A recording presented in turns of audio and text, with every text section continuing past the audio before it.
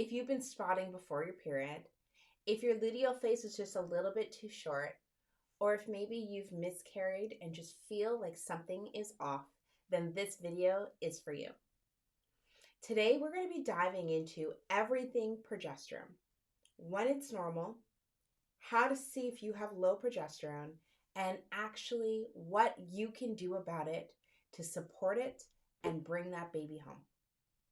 So sis, if you feel like maybe your progesterone's off or you want to walk away with just a little bit more knowledge, then don't worry, I got you. Keep listening as we dive into everything low progesterone. Let's go.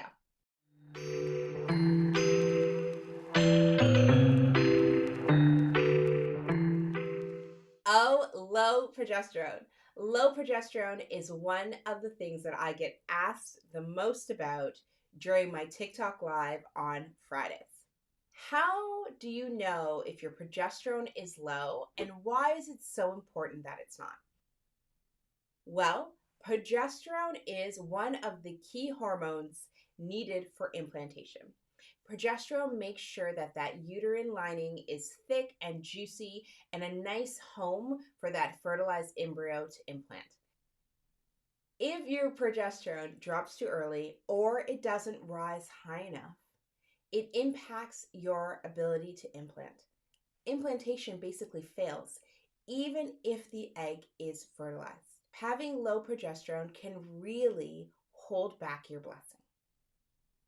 Now, signs that you might have low progesterone and you're going to want to get a blood test done are spotting before your period, horrible PMS, a short luteal phase, so 10 days or less. You have a difficulty staying pregnant, especially in the first few weeks, and a sense of always being wired or tired after ovulation. A lot of the times, these signs and symptoms are brushed off as PMS, but if you are experiencing them, it's time to have a conversation with your doctor about getting your blood test done. Now, you cannot get that blood test done at any point in your cycle. To get the most accurate results about your blood serum progesterone levels, you need to take that test on 7 days post-ovulation, or 7 DPO. If you take it outside of the 7 DPO window, you can be left with results that show your progesterone is low when it's really not, or show that it's okay or normal when it's not. Once you have that test done, we are looking for a very specific result. Now, a lot of doctors say anything above 5 nanograms per milliliter is normal. But normal and optimized are two completely different things. For fertility, you want your progesterone to be optimized on day 7 post-ovulation, and an optimized progesterone is anywhere from 12 to 20 nanograms per milliliter. If you discover that your progesterone levels are not optimized for fertility, you can have a conversation with your doctor about progesterone suppositories. Progesterone suppositories are the gold standard to increase your progesterone levels. They can be taken either vaginally, orally, or with a shot. Now, if you want to do supplementation at home, there are other ways to help support your progesterone. The first way are topical creams. Now, this is a cream that you rub on your skin.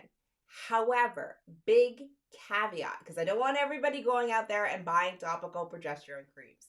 The thing to note is some people this works for, but a lot of people it does not work for in actually increasing your progesterone levels. Let me say it again. For some people, topical creams will work. The wild yams, I've seen a bunch of them on the TikTok. However, they will not work for everybody. For some people, the absorption rate is just too low. There's not enough in the cream, and it really does not rise their progesterone levels. Now, the final option, and the one that I support and scream from the heavens, is to support your progesterone with diet and lifestyle. Your body can produce progesterone naturally when you do the right things to support it. And those things are decreasing and managing your stress, stabilizing your blood sugar, eating a diet rich in healthy, nutritious fats like avocado, olives, olive oil, and fatty fish. And this is exactly what I teach you how to do inside my signature course, the Heal to Conceive system, where we decode and decipher the thing that is blocking your ability to conceive and bring that baby home, and we heal it so that you can see those two pink lines. The exact module and lesson and area that we focus on your progesterone is Nourish It, and really discovering what steps you need to take to get that low progesterone nice and high so you have a nice juicy lining for implantation. It is all about restoring your body's ability to bring your baby home. If everything seems fine on paper, but your gut is telling you something is off, then sis, I want you to go to the doctor and schedule that appointment on 7 days DPO to get your progesterone levels. Progesterone isn't just a blood level. It is an indication of how healthy, how safe your body feels. And when your body does not feel safe, it won't allow you to conceive. And inside the Heal to Conceive system, we identify the gaps in your body like progesterone so that we can heal them, so that we can fix them, so that we can get you your two pink lines. And remember, track your cycle, ask better questions, figure out what your body needs, and let's heal it together. You've got this. You're going to bring your baby home. And when you don't got it, I got you. Baby Desperate.